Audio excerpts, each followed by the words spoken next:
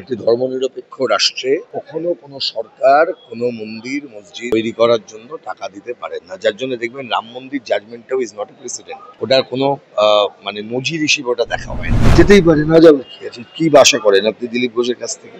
ভারতীয় জনতা পার্টি আর তৃণমূলের মধ্যে কোনো ফারাক দেখেন নীতিগতভাবে? আমি দুজনের মধ্যে কোনো ফারাক দেখি না। শুভেন্দু অধিকারী আর মমতা ব্যানার্জির মধ্যে ফারাক দেখো। কিন্তু নতুন কিছু নেই, তারা সবাই ধান্দার গণতন্ত্রকে পুষ্ট করতে গেছে, সবাই ধান্দাবাজ। দাদা, কার্যত আমরা যেমনটা দেখতে পাচ্ছি, দীঘায় এই যে মুখ্যমন্ত্রী যে জগন্নাথ মন্দির তৈরি করলেন, সেই সরকারি টাকায় মন্দির প্রতিষ্ঠা নিয়ে তো একাধিক রাজনৈতিক মন্তব্য আসছে। অন্যদিকে বিজেপিতে যে মন্তব্য আসছে দিলীপ ঘোষের দীঘার এই মন্দির যাওয়ার, কোনো রাজনৈতিক সাংবিধানিক মন্তব্য যেটা আসবে এবং মুখ্যমন্ত্রীকে তার উত্তর দিতে হবে। একটি ধর্মনিরপেক্ষ রাষ্ট্রে কখনো কোনো সরকার কোনো মন্দির মসজিদ তৈরি করার জন্য টাকা দিতে পারেন না। যার জন্য দেখবেন রাম মন্দির জাজমেন্টটাও ইজ নট এ প্রেসিডেন্ট। ওটার কোনো মানে নজির হিসেবে ওটা দেখা হয় না। রাজ্যের এই অবস্থা, শিক্ষায় দুর্নীতি, স্বাস্থ্যে দুর্নীতি, সেখানে আমি বারবার রোজ বলছি মমতা ব্যানার্জি যদি মুখ্যমন্ত্রী থাকেন এটা রোজ দেখতে হবে। উনি পছন্দ করেন মানুষকে ডিস্ট্রেসে পাঠিয়ে উনি আনন্দ করবেন। এটা এক ধরনের psychology. She has got that psychology. Dilip Ghosh গেছেন, যেতেই পারে, না যাবে কি আছে? কি আশা করেন আপনি দিলীপ ঘোষের কাছ থেকে? ভারতীয় জনতা পার্টি আর তৃণমূলের মধ্যে কোনো ফারাক দেখেন নীতিগতভাবে? কেন্দ্রের শিক্ষানীতি আবার নাম দিতে, লোকের নাম নিয়ে বলছো কেন?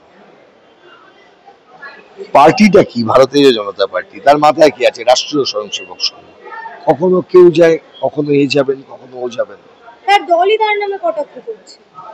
ডাজন্ট ম্যাটার, আমার কাছে ওটা কোনো মূল্যহীন। আমি দুজনের মধ্যে কোনো ফারাক দেখি না। শুভেন্দু অধিকারী আর মমতা ব্যানার্জির মধ্যে ফারাক দেখো। শ্রমিকের বিরুদ্ধে কথা বলতে গেলে দুজনেই এক জায়গায়, কৃষকের বিরুদ্ধে কথা বলতে গেলে দুজনেই এক জায়গায়, গরিব মানুষের বিরুদ্ধে কথা বলতে গেলে দুজনেই এক জায়গায়, লাল ঝান্ডার বিরুদ্ধে কথা বলতে গেলে দুজনেই এক জায়গায়। ফারাক নেই। যাহা তৃণমূল তাহাই বিজেপি। নীতিগতভাবে ফারাক নেই। যারা বলেন Trinamool is better, good evil, bad evil যারা করেন আসলে তারাই হচ্ছে ইভিল। তাদের মস্তিষ্কে সেই বুদ্ধিটা নেই। একজন মানুষ শিখিয়েছিলেন, তার নাম হচ্ছে comrade VI Lenin. What is to be done, কি করতে হবে। যারা এটা গুলিয়ে দিতে চায় তারা বলে কি করতে হবে না। নো ভোট টু বিজেপি, লাভ কি? সেই তো তৃণমূল। Vote for left. এরা সবাই রাইট উইঙ্গার্স এক জায়গায় জড়ো হচ্ছে। কিন্তু দিলীপ ঘোষ একবার প্রেস কনফারেন্স করে বলছে যে যারা বিজেপিতে এসেছেন তারা ধান্দায় এসেছেন।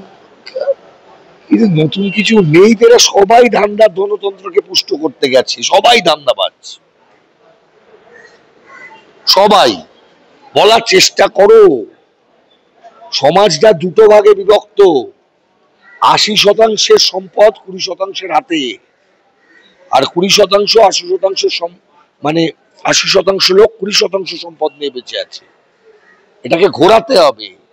তাহলে যা আছে ওই 20%-এর বিরুদ্ধে 80%-এর লড়াই।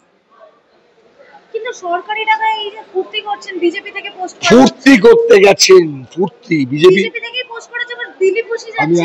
আমি আবার বললাম, এটাতে আমি মানে কে গেল কে ওখানে দিলীপ ঘোষ বলুন আর XYZ যারা গায়ক নায়ক গেছে, এগুলোর মধ্যে কোনো ফারাক নেই। ওরা নিজেদেরকে প্রশ্ন করলেও তার উত্তর পাবে না।